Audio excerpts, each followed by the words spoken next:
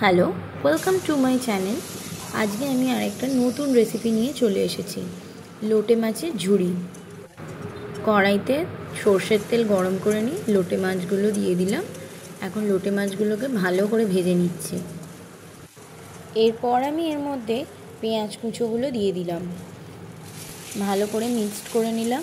নিয়ে এরপরে আমি এর মধ্যে টমেটো কুচিও অ্যাড করে দিচ্ছি।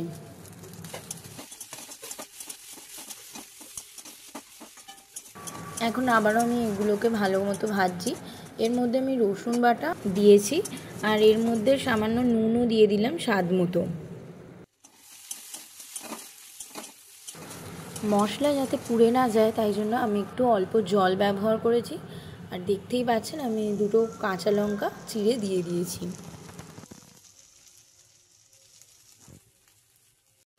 বেশ কিছুক্ষণ আমি কড়াইতে নাড়ানোর পরে যখন তেল বেরিয়ে এলো, এর মধ্যে আমি শুকনো লঙ্কার যে পেস্ট সেটা আমি দিয়ে দিলাম, শুকনো লঙ্কা পেস্ট। এরপর বেশ কিছুক্ষণ এইভাবে নাড়াতে থাকবো। যখন শুকনো শুকনো হয়ে যাবে তখন আমি এটাকে নামিয়ে নিলাম, আর ওপর থেকে ধনেপাতা ছড়িয়ে দিয়েছি। ব্যাস রেডি। গরম ভাতের সঙ্গে এটা খেতে দারুণ লাগবে।